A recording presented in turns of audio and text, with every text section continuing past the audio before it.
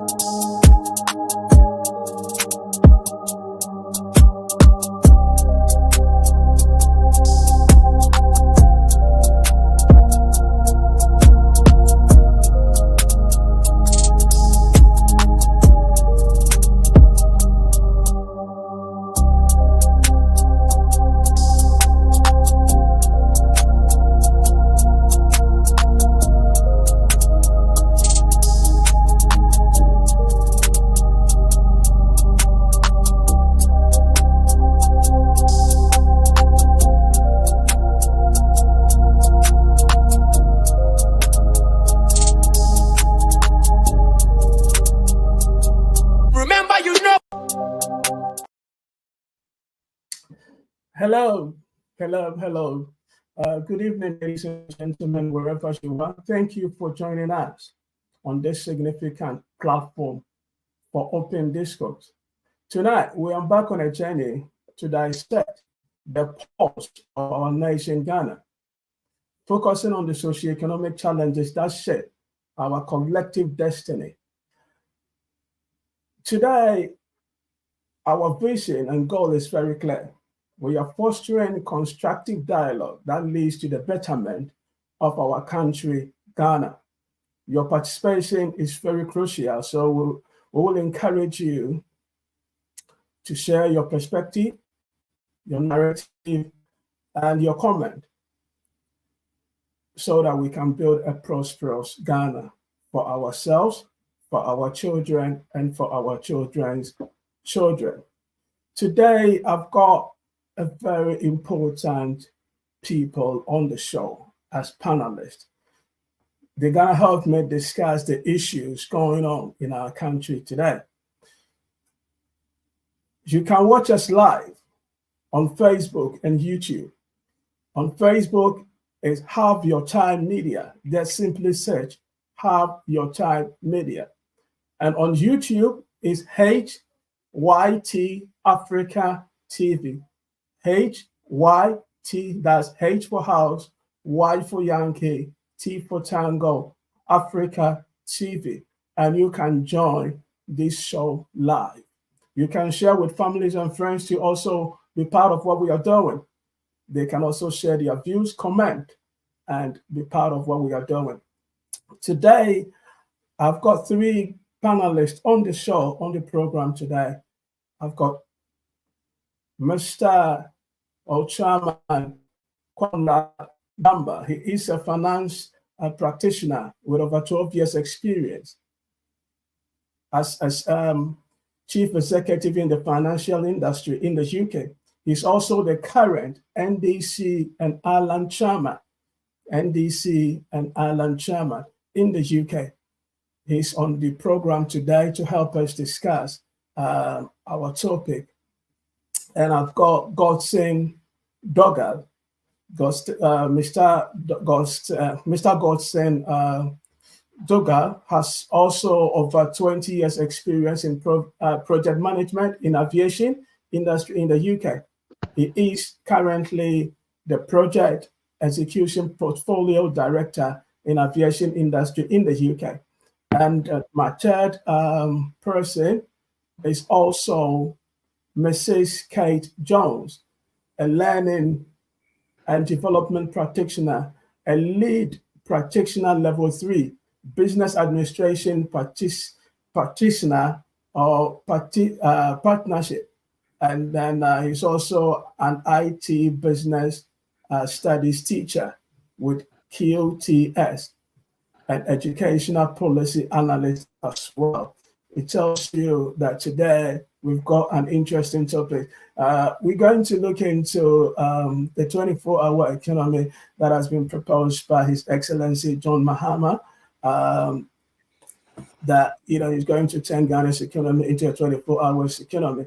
And that will be the first part of the discussion. We're going to dissect, how the 24 economy is going to work, what we need to expect from His Excellency John Mahama. And then second part of the talk is going to focus on the quality of our education, the educational system in our motherland, Ghana. So without wasting much of your time, we'll jump into the discussion. But before we do so, we just want to listen to a short message from His Excellency John Mahama in regards to the 24-hour economy. So sit back, lay back, and just tune in. And if you've got any comment, any question, you can bring it on board as we proceed with the program. Thank you for joining. God bless you.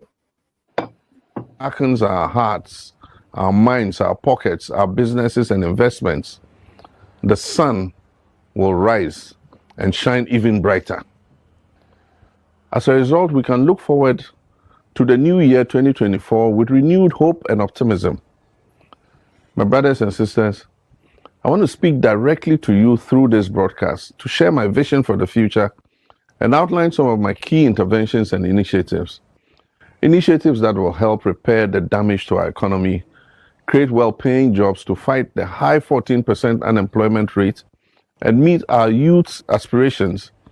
These initiatives would also revamp businesses and productivity by implementing a 24-hour economy and building an agricultural economy driven by technology and digitalization. One of my key priorities will be to address the high level of unemployment and meet the aspirations of our youth.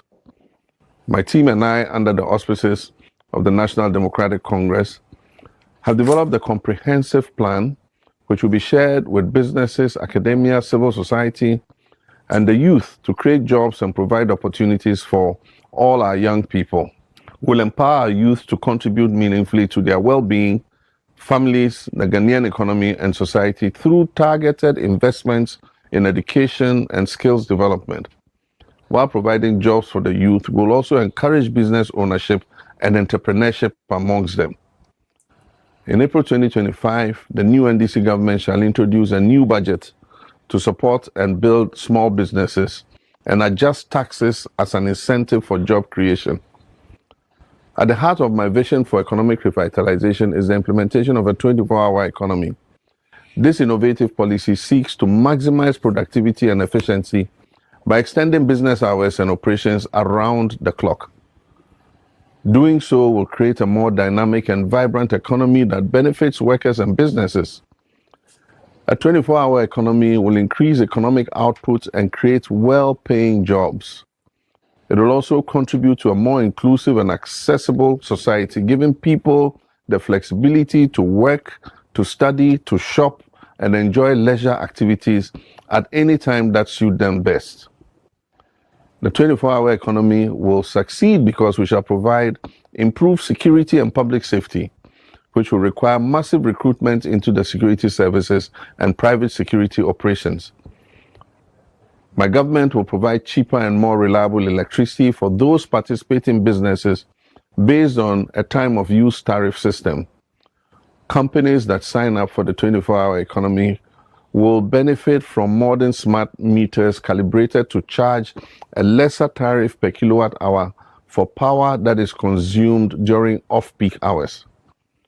Businesses that subscribe to the 24-hour economic policy will receive further tax incentives to reduce the cost of their operations and enhance their competitiveness. Financing support will be provided to strategic agro-processing factories and manufacturing companies through the Ghana Exim Bank to boost production for import substitution and for exports. As president, I shall set up and personally chair an accelerated export development council to boost Ghana's export drive, especially under the ECOWAS Trade Liberalization Scheme and the African Continental Free Trade Area agreements. As the Trades Union Congress opined, the 24-hour economic policy is a game changer. Evidence suggests that running 24-hour economies has propelled many great nations, such as the United Kingdom, the United States of America, and South Korea. Indeed, South Korea is living proof that with the right leadership, a country can transform from underdeveloped to highly developed. It happened because in 1960, the leaders of that country took the strategic decision to turn it into an export-led economy, more precisely into an economy that grows by exporting manufactured goods. To do so, they transformed the economy into a 24-hour one. This initial boost in productivity and the determination to find more export markets turned that country into a highly advanced one. Their GDP per capita grew from $158 to $6,600. Introducing the Mahama 24-hour economy is the right thing to do for Ghana, especially considering the state of our country today. It will boost our manufacturing industry and transform our country into an export-led economy, providing the world with goods made in Ghana. Introducing the 24-hour economy will significantly increase the number of well-paying jobs available to our young people. This is extremely important because the young people are the ones who will build tomorrow's Ghana. Transforming Ghana into a 24-hour economy will increase the productivity of our industry, services, and agribusiness. And last but by no means the least, a 24-hour economy will offer Ghanaians increased access to public services, and all of us will benefit from this. I'm also committed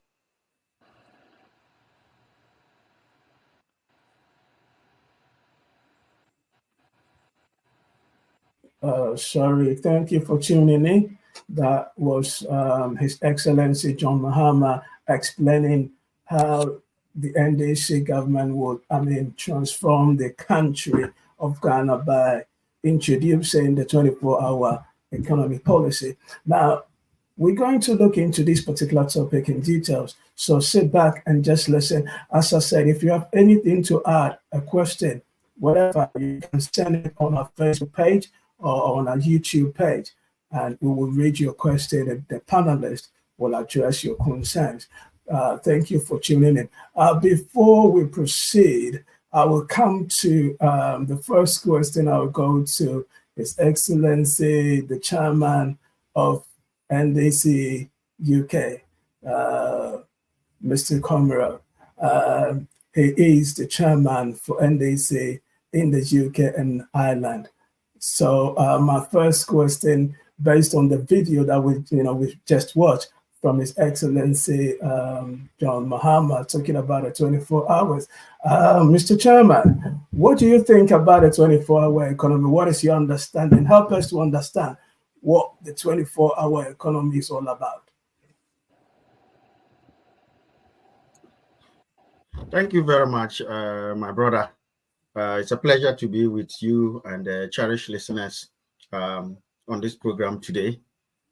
In very simple terms, the 24-hour economy, I think for most of us in the diaspora, we don't need an explanation on what it is because we have lived it. Perhaps maybe our comrades in the motherland who may not have lived it to a certain extent are the ones who may be requiring a breakdown of what a 24-hour economy is.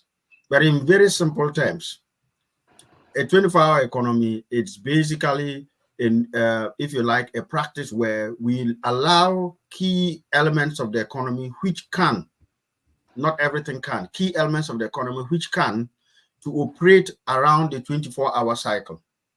Now, you see the typical shifts anywhere you go, whether it's Ghana or anywhere, a typical work shift is roughly about 8 hours. You know, you go to work at 9 o'clock and then 5 o'clock you're gone if you accommodate your 1 hour break and that kind of stuff. In a 24-hour cycle, you don't just go 9 to 5. You organize at least 3 shifts because in 24 hours, there are 3 lots of 8s. So 3 shifts of 8 where for industries that allow, where it makes business sense, they are incentivized to carry on production on a shift basis 24 hours. And so, for example, in our part of the world here, whether it's a factory, whether it's a warehouse, you would have situations where some people come in at 6 a.m. and close at 2 p.m. thereabouts. Another shift comes in around 2 p.m. and closes around 10 p.m. thereabouts. And then yet another shift comes in at 10 p.m. and then closes around 6 a.m. So by the time the 6 a.m. guys are off, the next batch of 6 a.m. to 2 p.m. comes in.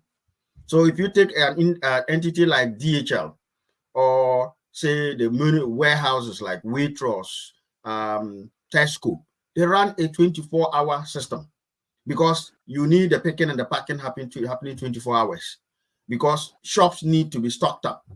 Now, if you think about even our own in the context of a shop, you go to Asda, you go to Tesco in this country or in many parts of the Western world, big shops run 24 hours. So 2 a.m., you want toilet roll, you can dash to the Tesco, the supers, the big ones. You can go in there and get it, you know. And so you are allowing, whether it's in producing the goods that are needed or in selling the goods that are needed, making it available to the public, you are creating a system where demand and supply is happening 24 hours. And the main idea is basically in line with what President Mahama said. If you take any given economy that runs a simple 8-hour shifts, if you call the outcake a cake or outmoded style, where you go from 9 a.m. to 5 p.m., you run just that and everybody goes home, and then the other 16 hours you do what you want.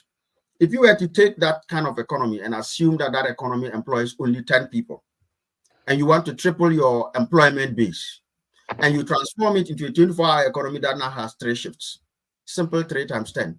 So your capacity for employment moves in simplistic terms from 10 to 30. And all you've simply done is using the same asset base that is there. If you are a production person and you have one machine, it starts at 9 a.m. and shuts down at 5 p.m.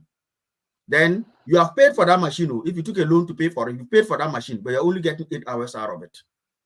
If you suddenly run 3 shifts, shift A comes in 9 to 5. When they leave, the next shift comes in. You know, I mean, say 6 to 2 p.m. The next shift comes in, runs the same machine, not a different machine. 2 to 10. The next shift comes in, runs the same machine from 10 to 6. You have now tripled the efficiency of the machine. So instead of getting, if you were producing candles and you are getting only 10 candles from it a day, because that's the capacity you can produce for every 8 hours, now you're going to get 30 candles. So you can see that you are now sweating the asset more. You are utilizing the asset more. And therefore, your profits will go up. You know, which means you're able to employ more people. Productivity in the economy goes up. Ability, the asset that we use, all the national asset, if that is the only machine that we had in the nation, we're now using it 3 times instead of once. And by God, if you own a car for 10 years and you only drive it 1 hour each of those 10 years, just multiply it. You've only used it for 10 years in 10 times in 10 years, or 10 hours in 10 years. If you multiply that by 3 and you're using it 3 hours every year, now you are in the same car, but now you're driving it 30 times in 10 years.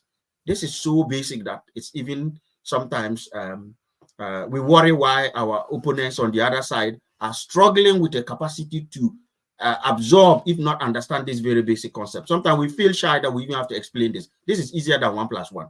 So in my mind, this is this very simple way of capturing a 24-hour economy.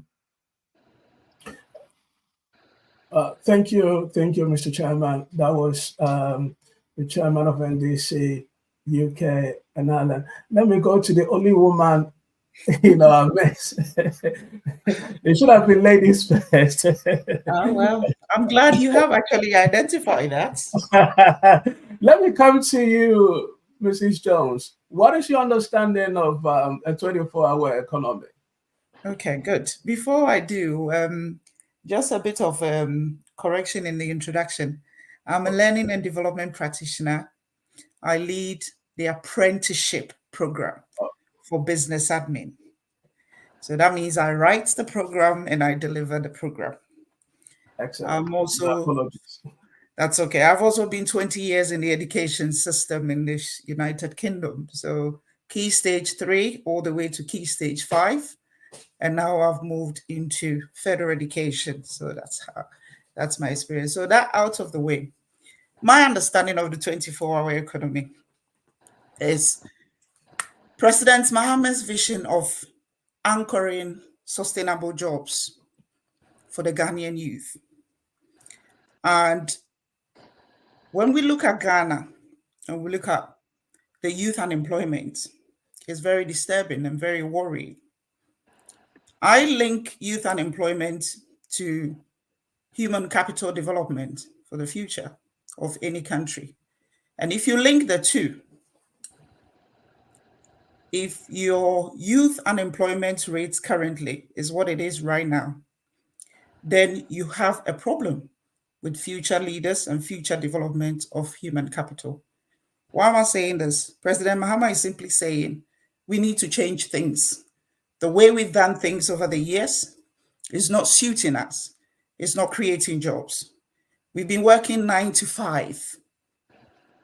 Yeah. In some parts of Ghana, you go there by 5 o'clock, even sometimes by 3, all shops are closed.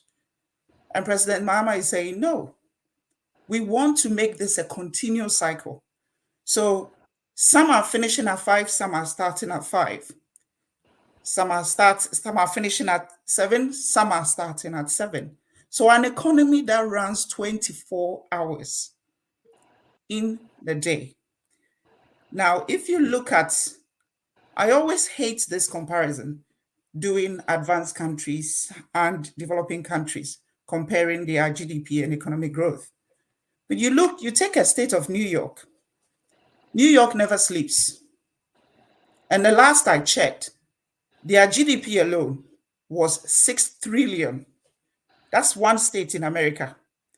And it's because New York, the city of New York, never sleeps. 24-hour economy. If you take other cities in New York, that's the state, they mostly run a form of 24-hour economy. So if we want economic development, sustainable jobs for the youth, we cannot stick to 9 to 5. So that's what President Mahama is saying. We need to change the way we are working. And he's saying, I will incentivize businesses and organizations to adapt this strategy, because currently we haven't got that incentives to promote businesses to operate a 24-hour economy. So he is putting down policies and incentives to encourage businesses. And frankly speaking, there are a lot of businesses who would go 24 hours if there are incentives and if the state encourages them to. So that is President Mahama's vision of creating sustainable jobs, which will lead to what? Development for Ghana and the future of Ghana. I hear this argument that there is no demand for a 24-hour economy. You don't always have to wait for demand to create supply. Okay? We don't always have to wait. Sometimes you create the supply in order to encourage demand. Now, when I always say this to my learners, when Motorola started handset, mobile technology, had any of us heard of mobile phone technology, apart from it being used like the walkie-talkie in the construction firm? No. But Motorola thought, okay, we can actually adapt this and then make it into a communication thing for the whole public. So they came up with the first mobile phones. I don't know if any of you saw the first ever Motorola cell phone that was created. It was like a brick. So that's where we started.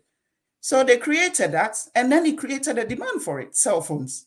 And now cell phones have become part of us. The same way with internet, the same way with computers.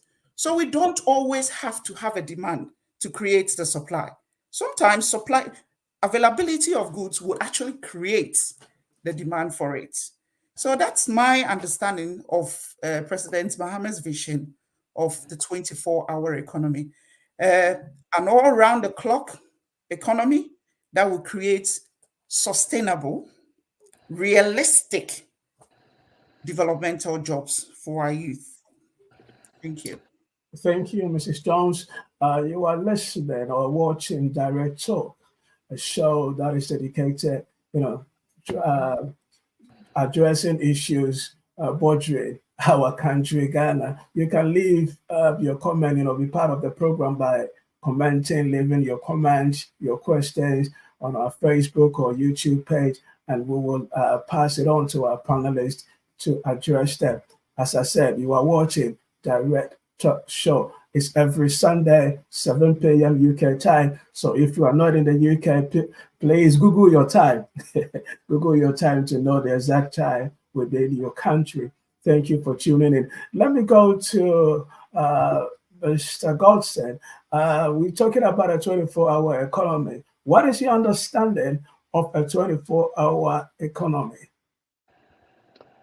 Thank you very much, Austin, for the opportunity, and importantly also to your viewers for joining us this evening. I think to be able to understand the 24-hour economy, it's important to look at the state of our country at the moment. We currently have about 14% unemployment rate, so there's a demand for employment. We currently have a situation where our economic activity is choked within a limited time of, I would say, 8 hours, within which a lot of unproductive activities also happens. We currently have a situation where people spend a lot of time in traffic, even on the road, to get to the services that they need to get to.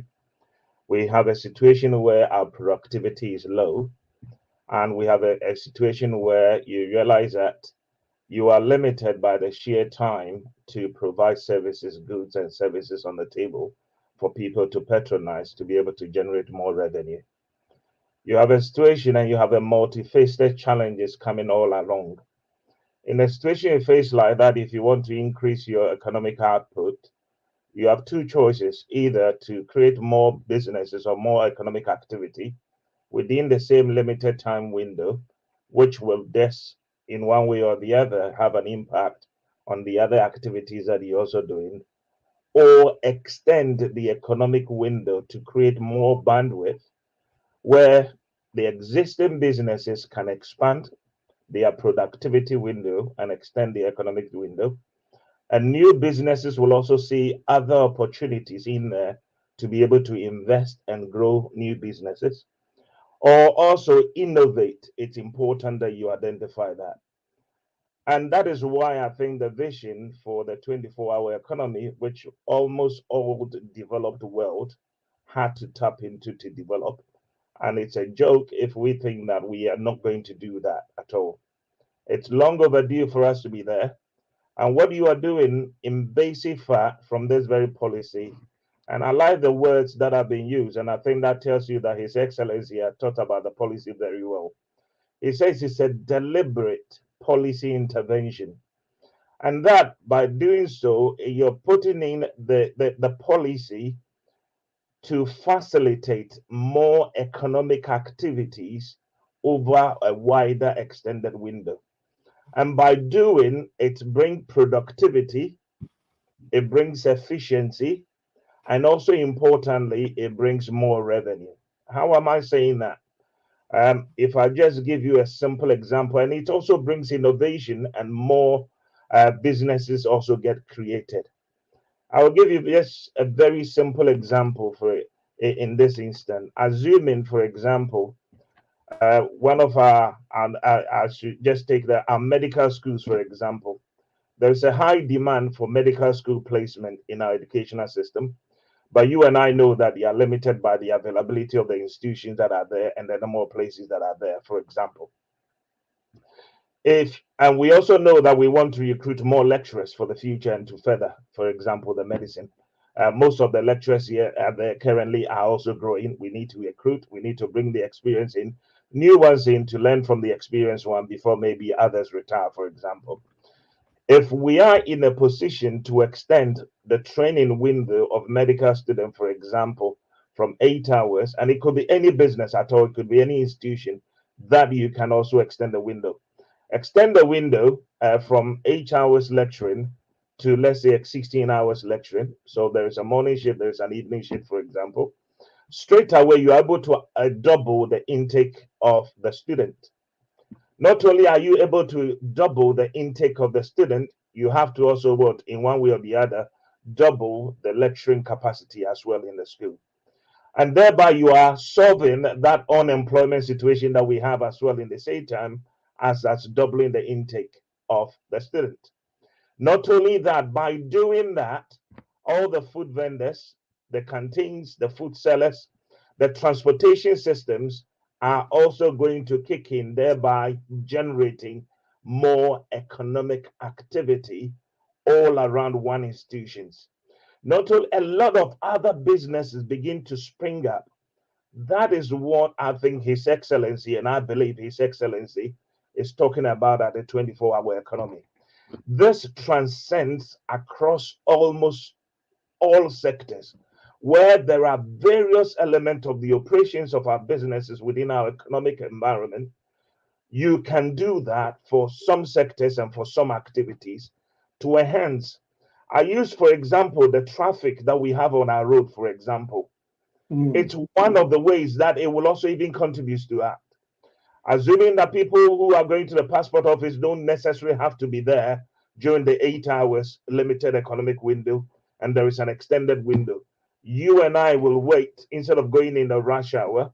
We will wait and we'll go at a later time during the day when other people are resting or other people are home, and thereby avoiding traffic. A lot of traffic will stay off the road, for example, making our roads safer and also keeping our city going in a much more safer and a reliable way. So to me, it's something that as a state we are long overdue, and it's something that we should have been reviewing and should have been implementing long ago to increase our economic output, and as a country also keep people employed and keep our economy growing faster than the current even predicted rate and what we have done before. As we go on, we can even look at all the various sectors, how it does, and importantly, look at some of the opportunities within there. And let us also say now that to businesses around there, do not even wait. President Mahama is sharing this vision. You need to jump on this wagon already. Anything you can do to expand your economic window, jump on it and jump on the vision so that by the time His Excellency is in office, you are already prepared. Your preparation base is there for you to jump on it and grow your business and take advantage of it and contribute to the productivity of our motherland. I will pause here for a moment, and as we go on, we'll pick up the various topics within it and digest it to the ordinary people for them to see the opportunity that a visionary leader is putting in front of us. Thank you. Thank you, Mr. Godson. As I said, you are listening to Direct Talk right from United Kingdom. You can ask your question via our Facebook or YouTube page. It's every Sunday live, every Sunday 7 p.m. UK time. We are discussing a very important topic, and that is the 24-hour economy that has been proposed by His Excellency John Mahama. We are dissecting into it, looking into how beneficial it will be for our motherland, Ghana. The next thing that I want to find out from our panelists is very simple. This time, I will come to our only lady in our mess, Mrs. Jones. Do you really think that Ghana, at the moment, we are ready for a 24-hour economy? Is our country at this stage, are we ready to embark on such a massive economic, program? Yes, this is the right time for a 24-hour economy. Why am I saying that? We're under an IMF program. Yeah. Our pensioners have had their investment slashed. Interest rates in the country is unbearable for most people. Growth is stagnant. In fact, there is no growth activity going on currently in Ghana. So to kickstart the economy, we need this all very important 24-hour policy. And this is the right time for Ghana to go a 24-hour policy. That should show the international community that we are ready to develop. We are ready to move forward. We are ready to create an economy that can rival the likes of the Singaporeans, the likes of the South Koreans, and even the likes of, the Asian tigers. We are ready to do it. And why not? Ghana can do it. We have the resources, we have the human capital, we have the ability to do it. What is missing is the policy incentive to it. And this is what Mahama is saying. We have seen him do it before. Okay? So it's nothing new. When he says he will do it, he will do it. And he's saying, this is what we have identified. I have, over the years, looked at what we need, and this is the right time for a 24-hour economy, for the development and the direction Ghana wants to do. So it is right for Ghana to embark on a 24-hour economy with the right leadership, the right policies, the right incentives. Obviously, it's not going to be very easy, but he has thought about all this. If you look at the policy development or what they put out there, you can see that they've put out measures to tackle security, measures for training, measures for those who want to go into it, to encourage them to go into it, those who can, to encourage them to go into it. And so if you ask me, is this the right time for Ghana to move into a 24-hour economy? I say emphatically yes, with the right leadership. And this leadership cannot be found in the current government. It can only be found in John Mahama and the NDC government. Thank you, Mrs. Jones. Thank you for your input. I will come back to you with more questions as we proceed. Chairman Conrad, I mean, you've talked about the 24 hours, you've explained it to our listeners, our audience. And I'm going to ask you the same question. Do you really think Ghana, we are ready for that? I mean, looking at our current situation, are we ready for a 24-hour economic policy to be implemented? Thank you very much, Dr. Austin. I think that to answer that question, when you talk about is any entity, is anybody ready for something, we are looking at what is the capacity, and then you are looking at what is the ability to meet that capacity. When I use those two words differently, I'm talking about two things. In terms of, one, do we have enough demand to absorb any extra production of goods and or services that will arise as a result of the 24-hour economy? And I think my sister Kate started on that. And two, do we have the capacity to be able to actually realize that production capacity? In other words, do we have the machinery, the infrastructure? What are the things we need to do? Are we able to put them in place as soon as possible to realize it? Let me start with the element of whether the output from 24-hour economy will go to waste, will be useful to the economy, or will even solve some of the problems we have at present. Now, that famous myth, and I think my sister did a good job of busting that myth, that Ghana hasn't got the capacity, there's no demand for it. Those who go on talking about, oh, there's no demand, why do you do it? They are basically subscribing to the Keynesian economic theory of making sure there is demand for you to stimulate production, after the famous British economist, John Milton Keynes.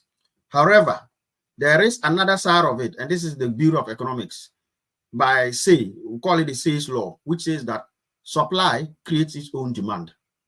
Just as demand on the other side says it creates its supply. And that is the classic example my sister gave. There was no demand for mobile phones. We're all writing our letters, doing our pen pals. Those days we used to go to the post office, go and get that your pen pal sheet, writing from the sugar hills of Eburi Girls to the honey mountains of St. Peter's and so on and so forth. Who was worried about texting and sending emojis and all that stuff? Somebody would have argued there's no demand. We are enjoying the letter writing. In fact, Ducachis who could write well, you can be pen paling left, right, and center. We're all content with it. But as soon as the supply of mobile phones came, what happened? The demand outstripped the supply. And the problem was now not even just the 3310, the ones that you to do quick, that we were happy with. Those days, when you're holding your banchetel, you felt you were a tin god. These days, you don't even go near it. The very first ones, like my sister said, you couldn't put it into your pocket. You had to pull out a long antenna like TV pole before you make call. Now our lives is all on there. And even as the mobile phone carried on, they put in apps. I mean, 3310 had no app. Suddenly, all the apps, you can even watch movies, you can do everything, you can do your banking on it. So this is one of the reasons I say people who say there is no demand, they're probably not even thinking very well. Although the same person who say, oh, there's no demand, but on the other hand, Antiama is already operating 24-hour chop bar. I don't know who is going to chop fufu at 2 a.m. But it's right. If I'm at STC, I'm hungry, and there's a 24-hour fufu joint there when I'm waiting for my bus at 2 a.m. Why not?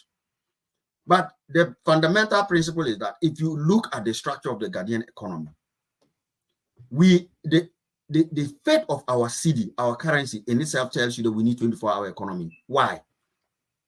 Take rice, for example. We consume, and this is as of 2022, we consume 1.5 million metric tons of rice. 2022, that's like a year ago. Of that 1.5 metric tons of rice, we were importing about 800 metric tons of it, more than half, just a little over half of it. How much were we spending in importing it? Almost 7 billion cedis. And I'm sure by now it's gone up to 8 to 10 billion. About $560 million. That's about 7 billion cedis. Now, I know the cedi has been playing Palogo, so if you do that 560 million by today's number, you get the 7 billion cedis. Guess where we were importing it from? Vietnam. Vietnam is Ghana's #1 source for what? Rice. And we're paying hard dollars. So we're going to take the poor cedi, go and exchange it for dollars to go and give it to the Vietnamese. Meanwhile, if we're only producing 700 metric tons and the work capacity we have there, let's assume the whole year we're all running the standard one shift system. You have rice milling plants in Ghana, they're all running the one shift system because our laws don't allow them to do those. So you have to be by exemption. You now transform to 24-hour economy. All things being equal, as the economists say, ceteris paribus. That 700,000 metric tons of rice we were producing, which was short of our demand by 800 million, leading to us spending 7 billion to import rice. Multiply it by 3 because you're now doing 3 shifts in 24 hours. 7 times 3. If my basic arithmetic is still right, the last time I checked, 7 times 3 is 21. So we'll move from 700,000 metric tons of rice a year under your 8-hour economy to 2.1 million metric tons of rice in your 24-hour economy. That will surpass our 1.5 million metric tons demand by 600 million metric tons. That 600 million metric tons will translate roughly into the over $500,000 we spend. So that 7 billion that currently we are exchanging the cedi for, it will then turn around to be dollars coming in to strengthen the cedi. So we can now export rice, just like we were exporting power. Remember when President Mahama gave us excess power, we're exporting to Burkina Faso, to Cote d'Ivoire, to Togo. I hear recently we have not only canceled the export, we started importing again like in the 70s because these people have recklessly destroyed all that so-called excess capacity. This is a typical classic example of how the 24-hour economy will transform us. And I've just talked about the CDU. Now think about it. If 100,000 jobs were created with that 700 metric tons that we were creating, now it's tripled. So now 2.1 million young people are getting jobs. An extra 1.5 million, 4 million, that wouldn't have been there in the absence of the 24-hour economy. This is just rice. What about the source of our banku and our clay, aka maize? We import maize from Cote d'Ivoire. So if you take this and you keep looking at it, even from the import perspective, we will not only be self-sufficient in food production, but the woes of our city will be what? Consigned to the dustbin. That is how Vietnam and Co do it. Why do we go and sleep and the Vietnamese work 24/7 and send the rice to us and we buy it when we wake up in the morning? Kokroko wake us up to go to work. We don't need Kokroko in a 24-hour economy. Your Kokroko is somebody's good night. That is what we are talking about. You know, so when we come to the demand, I've just used rice alone to show that the capacity, that the demand is there, but we can carry this on. I mean, talk about passports. There's always a backlog. So who's telling me that there's no demand for clearing the backlog of passports? Talk about deviated license renewal. You go there and say cobra, cobra, cobra until you see the guru boys. So every sector of the economy, whether it's public facing, if you like, the public facing customer service units like the passport office, the license offices, and so on and so forth, or it's whether in basic production, there are many factories that shut down in the evening. You don't need to shut a factory down. If I spend $1 million buying a piece of machinery, I expect it to work 24/7 so that I can sweat it, get more from it quicker. If it's taking me 3 years to pay for that machine, with 8-hour shift, and I use 3 8-hour shifts for 24, it will take me 1 year, which means after 1 year, I'm in super profits. Who pay where I open then? So it's really basic and commonsensical. Now we talk about capacity. President Mahama talked about it. In not too long ago, we were told that we had excess capacity. So that excess capacity we had, or we still have, if you then say, when we all see the reason we even have doom so, 24-hour economy will self doom so. You can quote me on it. Why? Because what we do is we're all doing what it calls stomach direction. In the morning, from Medina to Tema Station, that is where the traffic is. From Tema Station coming back to Medina, if you are driving along, you'll be smiling at them and say, so long. All of them are stuck there. Nobody's going the other way around. It's a similar scenario with our power structure. It is when we all go home 5 p.m. that all of us turn our TV. We are now all coming to watch TV and sleep. We are now all coming to do the things we need to do. So the demand at a particular time is high. When we put our lights off, turn off all our gadgets from about 11 p.m. till 6 a.m., the whole place is quiet. There's no need for the power. It's lying there idle. And electricity is not like granules that you can say, I'll eat one bag and leave the other bag and continue tomorrow. Once you produce it, you have to use it. Why are you going to store it? In batteries? At least not the hydroelectricity that we know about. And so the whole principle is that at the time we are all sleeping and not using that power, instead of getting zero for it because nobody is using it, allow the industries to get even 50% off. At least government gets some money for energy that would have gone to waste. It also means if I'm in production, instead of competing with you at daytime to pay a tariff of 17 pesos per whatever megawatt, if in the night I'm going to be paying 6 pesos per megawatt, I'm saving myself 11 pesos. Why will I be competing with you to get doom so in the afternoon? It doesn't make economic sense to me. I can lower my cost of production. And so, in electricity-wise, the way we solve doom so with the fastest mobilization of power, we can do it without appetite. Security, it will create even jobs. More traffic lights. I mean, more street lights. That's what I mean, lightening across. Engaging private companies to provide security. I'm still looking forward to the Makola night market. So that somebody who closes at ministries is not rushing at 2 p.m. to go and buy the money before they close. Because by the time you close 5 o'clock, you go there, half of them are closed. No. Light the place up, whether it's Okaishi market or Makola. I can finish work at 6 p.m. and I walk across the station right to Makola, go there, and there's a Makola night market. I can buy the same way because it's properly lit. AMA has lit the whole place up. There's security, there is what do you call it, CCTV and all that stuff. So you are actually encouraging the market women to not just sell and make money from 6 a.m. to 6 p.m., but to probably carry on till about midnight or 11 p.m. Go to Osu Oxford Street. Is there no demand there? It doesn't sleep. Christie's, Lizzie's, sorry, opposite Papaya.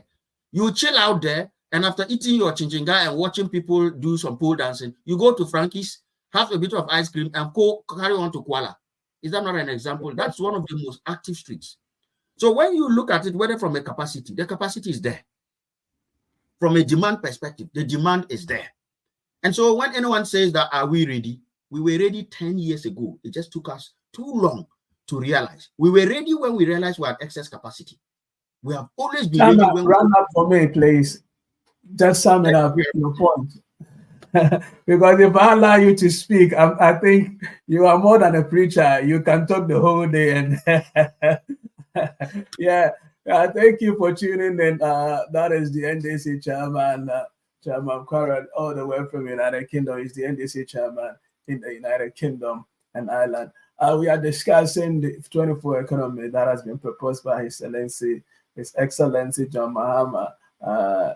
How it's going to be implemented in our motherland, Ghana. You are listening to Direct Talk every Sunday, 7 p.m. UK time. I've told you already, if you are not in the UK, check on Google to know the exact time that 7 p.m. is going to be in your country. We are looking at a 24-hour economy, and we are deliberating how it's going to be implemented and beneficial to our motherland, Ghana. I just want to come to Mr. Godse. Looking at the economic situation of our country at the moment, we are talking if Ghana is ready. for this 24-hour economy. Looking at our debt, looking at what the situation, inflation going high, I think it's now over 40%. Looking at the economic situation at the moment and the debt that is like mountain up, going higher more than Mountain Everest or Mountain Afajato or Mountain Mori, the mountain that Abraham went on. It's going higher and higher. So looking at all these things, do you really think Ghana we capable at this stage, to implement this policy for the benefit of our country? Yes, Mr. Olsen, thank you very much for that question. To be honest, when you talk about looking at the economic situation, you made me smile. And as a matter of fact, it's also one of the main reasons why we have to do this. Okay. If we don't turn our economy into a 24-hour economy, we are just shooting ourselves in the foot. Why am I saying that? If you look at the 2024 budget that was presented, we are anticipating a total expenditure of roughly about 150 something billion. Out of that, this is a whooping an increase of 35 something billion over last year. Okay. If you look at that, 55 billion is going into about servicing of our debt only. And about 28 billion is what is being set out for infrastructure. What will bring us the revenue, okay, to be able to service our debt? Only 28 billion is going into infrastructure development. So clearly you could see that as a country, if we continue doing and going on the same way as people are saying that 24 hours is not possible, well, we'll get to a point in time that there will be nothing to invest to create more revenue. Somebody say it's only a fool who keeps on doing the same thing the same way and expecting a different result. Okay, just putting a blank there. As a professional, if I am delivering a mega project running at such deficit or negative cash flow, as I will put it, I will stop that project straight away. I won't continue. It's a moment that I will press the panic button and I will bring all stakeholders of that very project together and I will say, we have a problem. We have a problem not because of competency, but we have a problem that we're going to get a point in time we will not actualize the benefit that we want to actualize for that very delivery of project. And here is a panic button being pressed by His Excellency John Dramani, saying that we are in a state that will be unsustainable. A budget of 155, there is a deficit of 47 billion. But even within it, only 28 billion is set up for infrastructure to invest within a limited period of 8 hours economy. That is no go. We need to be working at changing the dynamics, widening the economic window, creating more jobs, creating more revenue, so that that 55% that we are using to service our debt becomes a smaller percentage, so that our investment in infrastructure, our allocation to that is a lot more bigger. Okay, but at the moment, 55% is such a colossal portion or percentage of our budget that as a country, we cannot go on. Let me put it very frank. If we continue at a deficit of 47 billion, there is no money in reality set aside for infrastructure because there are other competing important. Our compensation alone will dwindle the rest of the budget left if we, after servicing our debt. With that expectation, our investors will even the world, the institution out there will refuse to even borrow to us. So we are really going in a trajectory that it's not a business as usual. It calls for a visionary, it calls for a radical thinking, and it's called for taking every single opportunity that we can take to generate more revenue, increase more economic activity, and generate more revenue to be able to make sure that as a state we can continue to develop. To me, looking at this, people say demand is the demand there. I think my other comrades have done a very good explanation of in terms of demand and supply. I see a situation where at the moment we are even unproductive. Our efficiency level and productivity level is poor because we are limited within this limited 8 to 10 hours economic window that we do have. Don't forget, if it's an 8-hour shift, people come the first hour, they are settling. Immediately it's an hour to go, people want to go. But if you have a chain of economic activities, it flows smoothly, that the efficiency and the productivity is much more better. Okay. And so in terms of demand, it's the right time. The demand is already there. We are just losing sight of it, and people are just being oblivious to the fact that it's not there, or lying to themselves.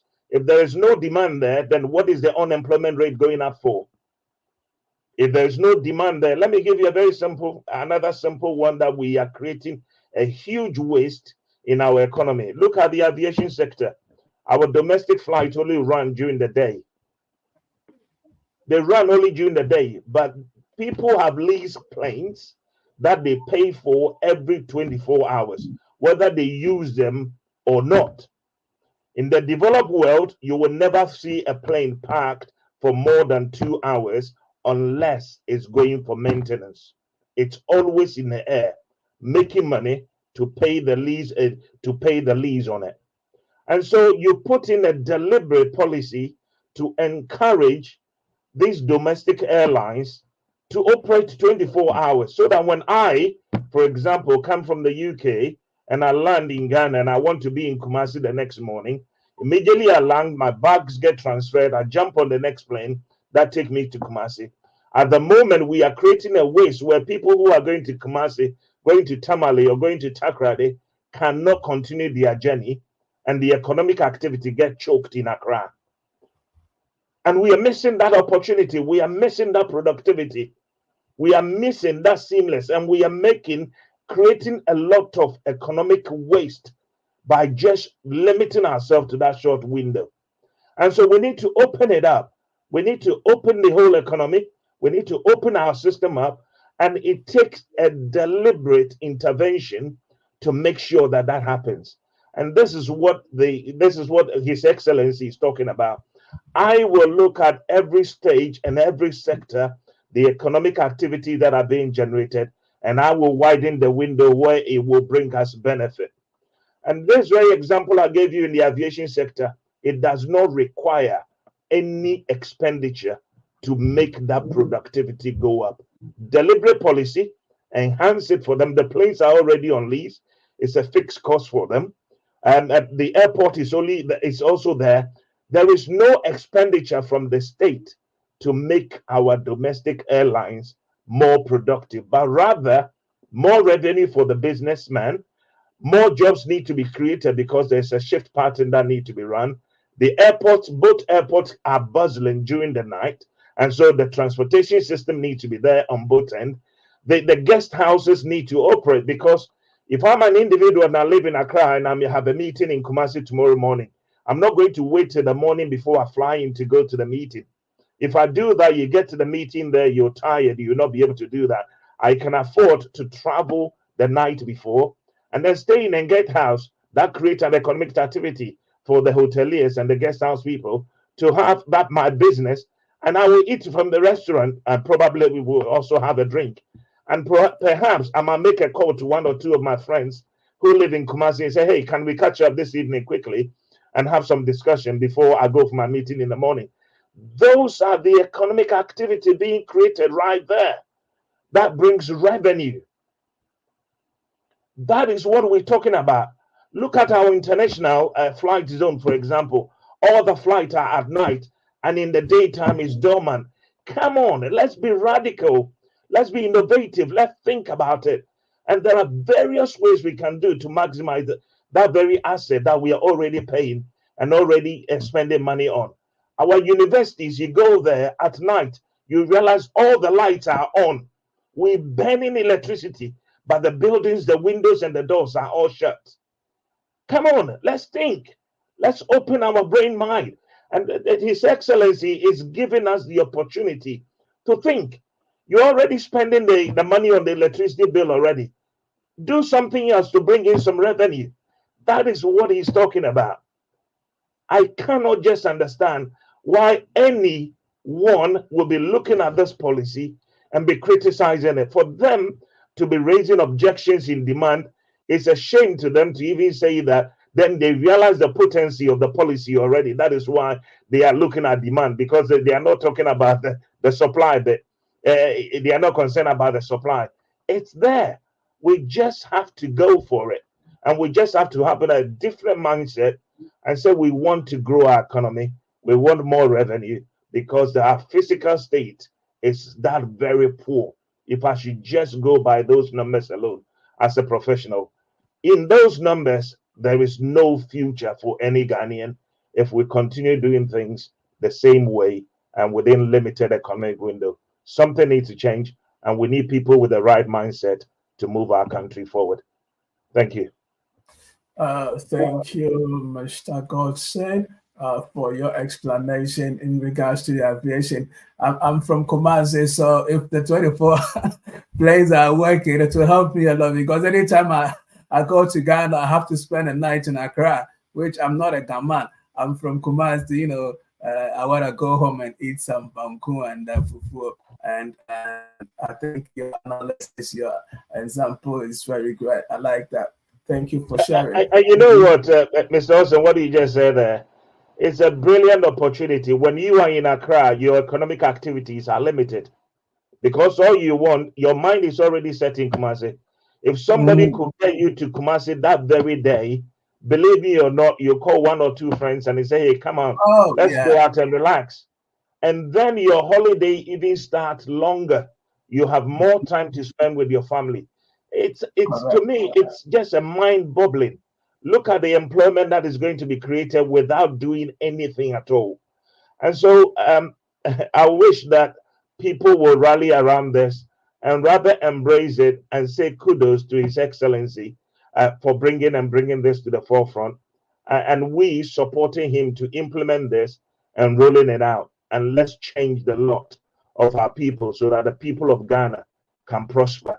People are just making petty arguments against the prosperity of Ghanaians. Move your petty argument away and let the people prosper under the policy of 24-hour economy. Thank you for sharing. You are watching Direct Talk straight from the United Kingdom. Direct Talk comes your way every Sunday, 7 p.m. UK time. You can watch us live on Facebook. That is Have Your Time Media. You just simply search for Have Your Time Media. And on Facebook, it's HYT. H for House, Y for Yankee, T for Tango, Africa TV. And you can join the discussion. You can put in your questions or contribution via our WhatsApp or Facebook or YouTube page, and we will answer your questions. Today, we are discussing a very important topic. We are dealing with a 24-hour economy that has been proposed by His Excellency John Mahama, and that is the first part of the program. And on the second talk show, we're going to look at the education sector, the quality of education in our motherland. And I believe that Mrs. Kate has a lot to say there. And so without wasting much of your time, we'll be going for a short commercial break. But before we do, I just want to ask Chairman, Chairman is still there? Comrade, just a very short question. I want Chairman to just sum it up because, you were talking and you made mention of something, but I want you to clarify it for our audience. I want you to explain our district assembly. Would they play a role in the 24-hour economy? Just a short, explanation. Would our district assemblies play, a key role or some kind of role in the 24-hour economy? So, absolutely. Absolutely. Because if you noticed, our district assemblies are responsible for our markets. So if you go to whether it's Accra or if you go to Bolga, the Bolga Central Market it's looked after by the district assembly, any abattoirs, anything like that. So it is very crucial that, I mean, because the point for delivering development in our system should be at the local authority level, the district assembly level. And so when you get into the 24-hour economy, the district assembly will have to reorient itself on how it works, how it ensures that there is sufficient lighting, all the street lighting around the markets, around the public places, and all that stuff. That is what is going to be very crucial. Similarly, in this country, when it comes to licensing of various venues to do various things, it tends to be with the local authority.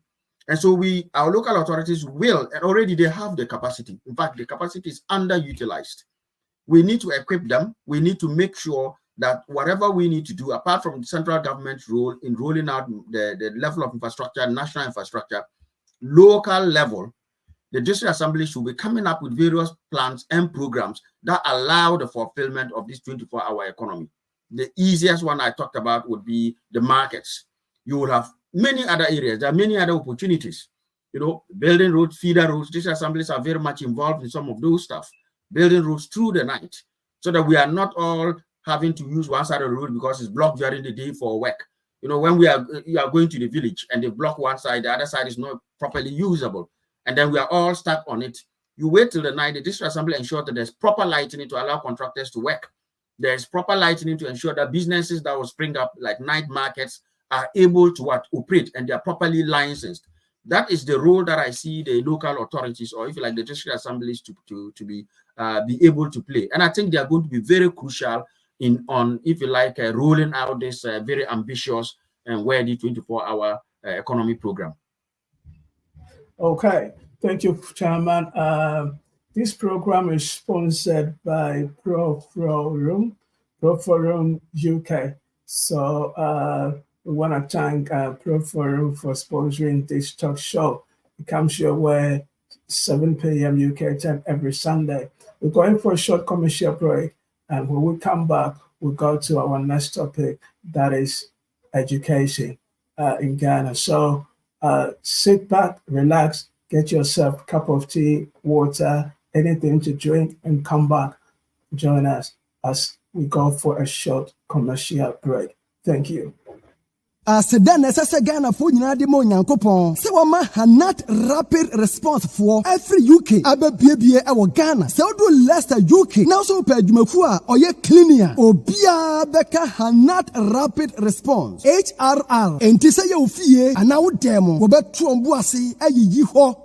Clean ho kama. Ase ya hye obi bia ma. Na se ye office nso a wo be horo ho apepa ho aye ho neat. Na se wo carpet nso a aye fia. Fakoma not rapid for na on cleaning and sun dry and famount. Safe ni wasi ufia wie and a wutu akomu. Anase office nso a fre womo ni wodi kan ego clean fie ho ani adani nyina mu. Ansakura ni wutu ako. Wo horo ka bia. Eye mu fi nyina afiri ho no. Obetima ba ofie abaya ma wo. Anase obetima so di akomo ho. Na womo laundry ni die aya dutwam. Womo obetima ba ofie abaje oniama no akosi ato aboboso kama. Hanat rapid response. Abama Bia in the hospital, schools, hostels, companies, hotels. Any bia if you bia unya clean die. Woman ye cleaning masters. Fisho much across the sea. Ewa hojo. Would you any atinga jansen no? Dana Adum Joy Restaurant Ewumuno. M1 wo fre 0202 608938 and 0546 257 435. See kano hanat dia a professionalism, any customer satisfaction and a priority. Also,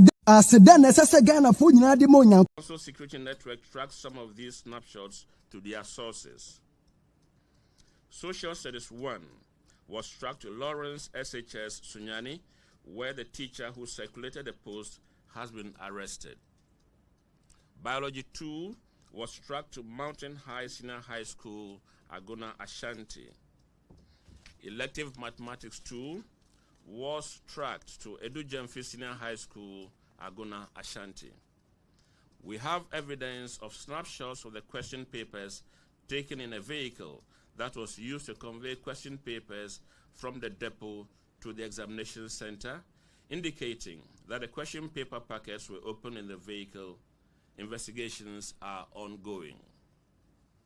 smuggling of mobile phones and other electronic gadgets into the examination hall.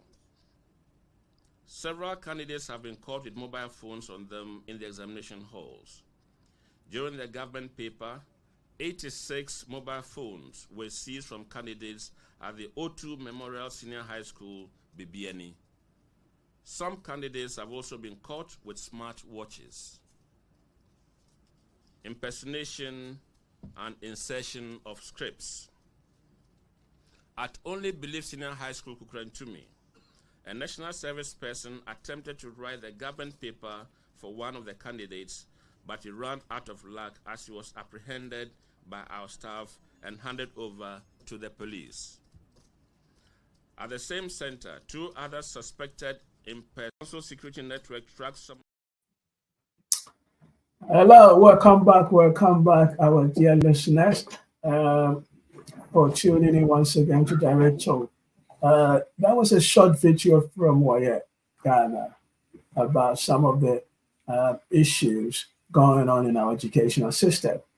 We've talked about a 24-hour economy. I know it's a broad subject, a broad topic. We'll find another time to go deeper into it. But when I move to the second topic on our menu this evening, and that is the quality of education in our country, Ghana. As we just saw in a recent video, we just played a video from Wayek. Some of the malpractices, going on within the educational system in terms of people cheating and people using smart watches and so on and so forth. Now, before we come to that, we know that at the moment, Ghana has got what we call free SHS. Now, what I want to know the downside of it, because everybody is saying it's good, which we know everything has got 2 sides. Every coin has got 2 sides. So I want to move to Mrs. Kate. You are from the educational background, so I know you have a lot to say. We're talking about some of these problems. Wayek has mentioned a couple of them, but from your point of view, a lot of people are going to school because of the free SHS. So what can somebody say, or what would you say, or what can you say, like as the downside of this particular, policy? What kind of problems has, the free SHS, has contributed to the educational sector? Okay, thank you for that. Thank you very much for that question. Let me start off by saying that the concept of providing free education for secondary, the idea is not bad. Okay. Kwame Nkrumah had it in his educational development plan for Ghana. And it was a progressive one if we had followed from Kwame Nkrumah's educational plan for Ghana. We would have been implementing free senior high school education in this years, these latter years, if we had followed from Kwame Nkrumah's vision for education. So the concept has already been thought of by our founding fathers. So it's not new and it's not bad if implemented properly and if the right infrastructure and the systems have been laid down properly for it to take root. Okay.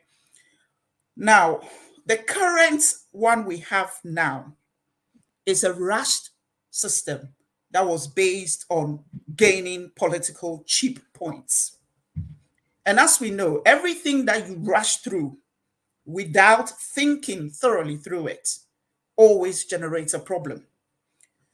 The unfortunate part is that we have gambled with the future of 3 generations in handicapping them for future work and for also development, for themselves. Okay. The way the system was implemented meant basics provisions for schools were not provided. Teacher training and adaptation of learning and teaching and learning practices were not thought through properly. Infrastructure was also not thought through properly before the system was rushed through. So a combination of this has led to a desperation for the government to give an outcome that is not so realistic. Okay? And what do we see in this unrealistic outcome? Cheating. Okay? Cheating. You and I went to secondary schools in Ghana. I don't know. I think you went to secondary schools in Ghana. All three of us here did go to secondary schools in Ghana. Now, having the cheating is not new to this generation, but it wasn't at that proportion, at this rate, or the proportion it is now. You know, it was there, but not at this rate. You and I went through, and the way we learn, the way we were taught, produce the outcome that has created you and I here. And that's why some of us, when we get the opportunity to go abroad, we excel quicker because we had a very good foundation for the education to build on this. Now, the current batch of these free SHS people cannot claim that thing for them.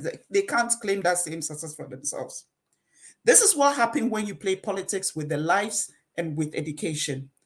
Free education in Ghana is limited, not limited. It has actually destroyed the quality of education in Ghana. And that is why we are seeing that rampant cheating is, and even teachers and supervisors and invigilators are willing to cheat for students. Why? It's out of desperation. It's out of desperation. So there are a lot of issues with this implementation of free SHS in Ghana. There are a lot. Everywhere that there is an implementation of free SHS or free senior high school, there are a few things we can learn from our people in the West, in the East, and also in the Balkans. Most countries who practice free SHS don't practice boarding houses. They don't do it boarding. If you are here, we are all here. Our children go to secondary schools. How many of them are boarding houses? It costs a lot to practice free education and also house and board learners. It costs a lot. Therefore, what this government is doing is that the money that should have gone into infrastructure, the money that should have gone into teaching and learning, the money that should have gone into basic provision for education is now going all into the boarding, which means if you send your child to school, I heard on the news just about last week that some PTAs have actually come together to get water tankers to send water to school so that their wards cannot go about in the morning searching for water before they go to school. Yes, because they did not think these things through. The conducive atmosphere for learning is not there. If you go to school or if you go and sit in a classroom, and usually maths and English and those technical subjects are the first 2 periods of every education, because we believe that in the morning you are fresh and energetic to absorb. If you are already struggling in the morning, you've gone round and round and round looking for water in the morning, or you've not even slept well because maybe there are 3 of you in that bunk bed or 4 of you in that bunk bed. Would you wake up and have the energy to go and sit in a maths class and absorb whatever the teacher is teaching you in maths? The answer is no. So the provision to ensure that the free senior high school takes off and bear fruits as intended to be has been compromised by the way the policy was rushed and by the way it was politicized to gain cheap political. This is very unfortunate because, like I said, 3 generations of our kids have now lost a very important building block in their life to develop themselves, to become innovative, to become entrepreneurs, to Sorry, become 30 seconds to round things up. So if you can, I know you have a lot to say, but to we ran become the out of Bill time. Gates, to become the Mark Zuckerbergs, and to become the Jack Mills of this world. So that's what I would say. I will come back again. I have more to say. Thank you. Listeners, you are listening to Direct Talk show every Sunday, 7 p.m. UK time. Now, let me go to Mr. Godson. What is your take? I mean, we are talking about the downside of free SHS, and we've listened to what the WAEC is saying in terms of more practices going on. Do you think something can be done to improve the quality of our education, particularly the SHS educational system in Ghana?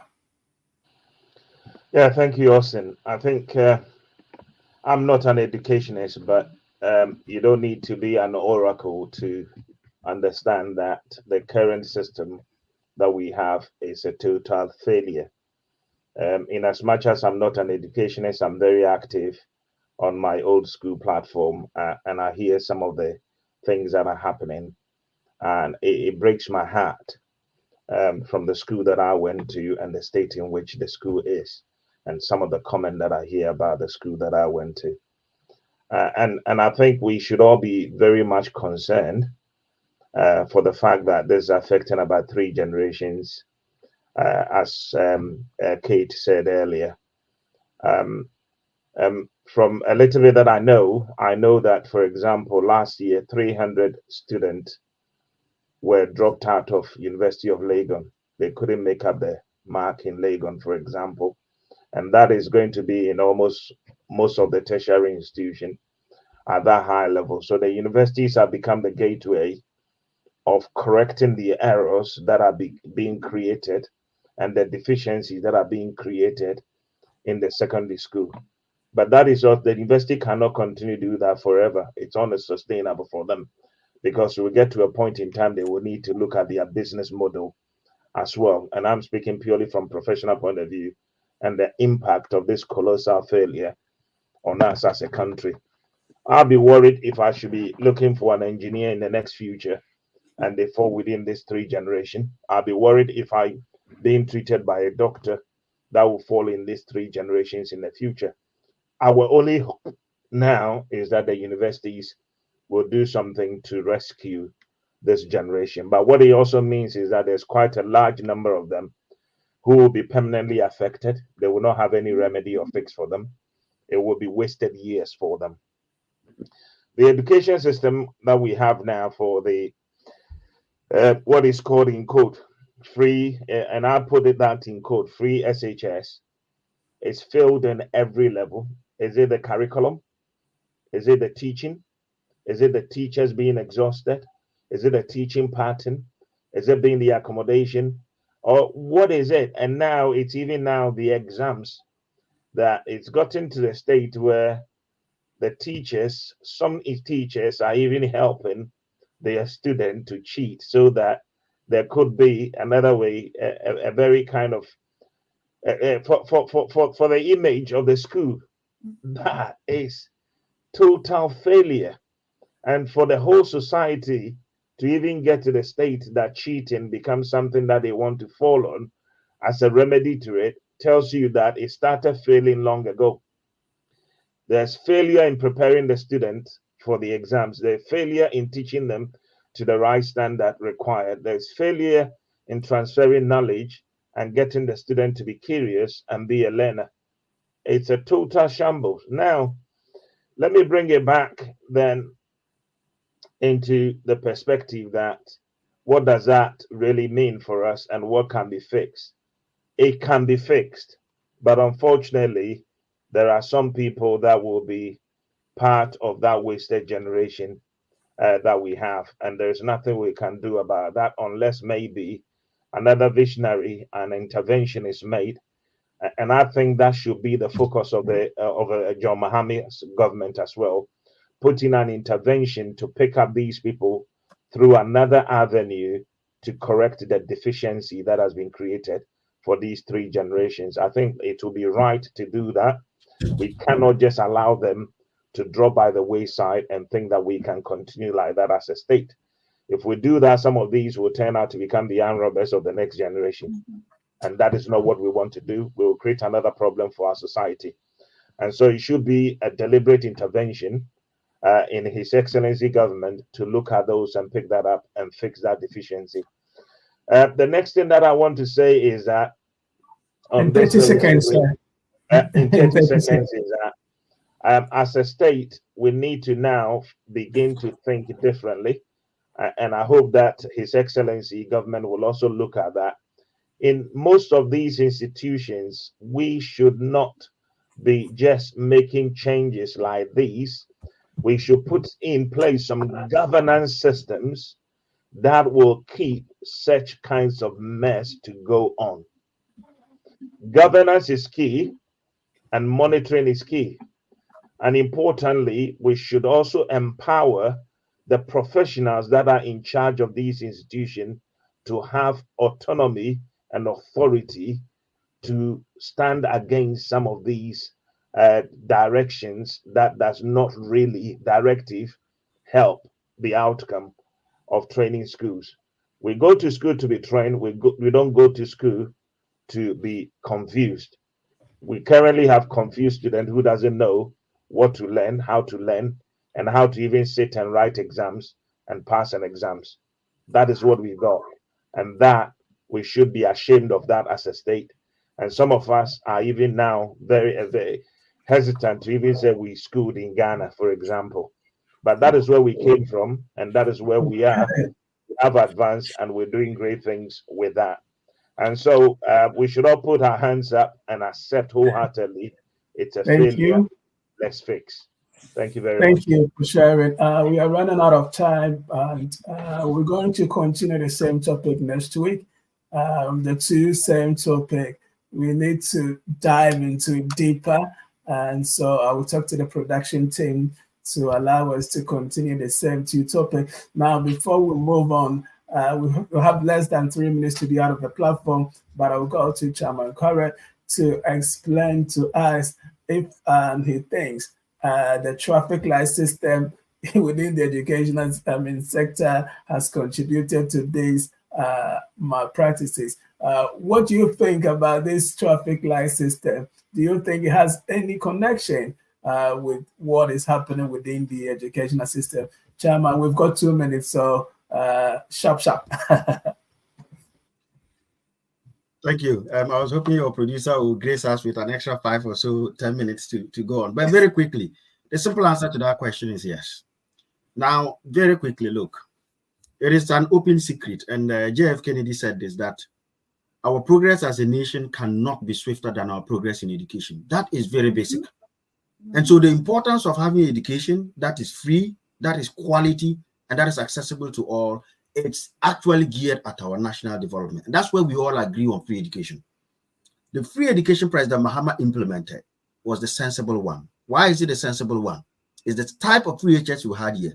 We've had free universal basic education for a long time.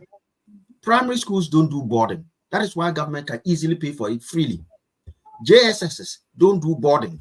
That is why the country can pay for it easily. SSS, free education, should mean then that free education for day students. Now, if there are a few institutions that want to do boarding and parents can afford it and they want to pay for that, or some people get scholarships to that, that is absolutely fine, as works everywhere. And this is what informed President Mahama's quest to build what? Those high-class e-blocks to accommodate as many students as possible. Each e-block will take up to 1,200. This government, very incompetent in outlook and completely confused in composure, decided not to continue with that and to introduce a traffic light system. What did it mean? SS is 3 years. You do a traffic light where green goes to stay home for 1 term, or half the year green is in and red is home, the other half red is in, green is home. It means every year, each class only has 6 months. So in the course of a 3-year period, a 3-year syllabus, they now have only 1.5 years. Government knew that this was a recipe for disaster. What did they do? They started what we used to call PASCO. That you start looking at PASCO when you are in SS3 or Form 5, the last term, that's when you are solving past questions. Government decided to corrupt the students by buying PASCO in industrial quantities, 44 million. That still did not save the students. So what do? You now corrupt the teachers. So you have national service personnel, people who have finished university. They're supposed to do national service. They are not coming to sit down and write SS for people. You look at what Waik said. That is a consequence for what we have done. To make all of this worse, Finance Minister says they spent 7.2 billion on free SHS in 5 years. Auditor reports find that 4.2 of that 7.2 billion cannot be accounted for. So you invest 7.2 billion in these students that are already handicapped by half the time, and more than half of it disappears. Only 3 billion is left. What we are seeing now, the report from Waik, is basically the chickens from our incompetent implementation of free SHS coming home to roost. I rest my case. Good night. Thank you. Thank you, Chairman. That was very insightful. As I said, we're going to continue the same topic next week, looking into how we can actually improve the educational system, because the way things are going, things needs to be changed. We can't continue traveling on that same route. And we're going to look into how we can improve it, how technology can play a role, and how AI can play a role in our educational system, because now the world is going AI. And so we'll be looking into it. And I will be happy to hear how technology will also play a crucial role in the 24-hour economy. So next week, the production team will talk to them, and we continue with the same topic so that we can have enough time to, dissect the issues and find better solutions to the topics that we are discussing. Once again, I want to thank our audience for tuning in. You are watching live on Facebook and YouTube, and thank you for tuning in. Continue to share, and it's live every Sunday, 7 p.m. UK time. I also want to thank my panelist, Chairman himself, the whole UK and Ireland, Chairman Correct, for being part of the program, Mrs. Jones, for being part of the program, and Mr. Godson for being part of the program. These are very knowledgeable people. I love you so much, and I thank you for your time. And I hope to see you to drink, more juice out of you, so that Ghana can benefit from your knowledge. I also want to thank the production team behind the scene. Chairman Ken, you are always there behind the scene. Richmond, you are also there, part of the production team behind the scene, making sure that the system is working. There are a lot of people behind the scene making sure that the program, become a success. There are a lot of comments that we might not be able to read all of them, but next week, God's willing, we'll try to read some few comments. But there wasn't any question from the audience, so next time you can put in your question through the chat box, and then we will pass it on to the panelists to do justice to them. So thank you for your time, and we will see you next week, the same time, 7 p.m. on Direct Talk Show. My name is very simple, Austin Justin. I am your host for this particular program. Good night. Have a good evening.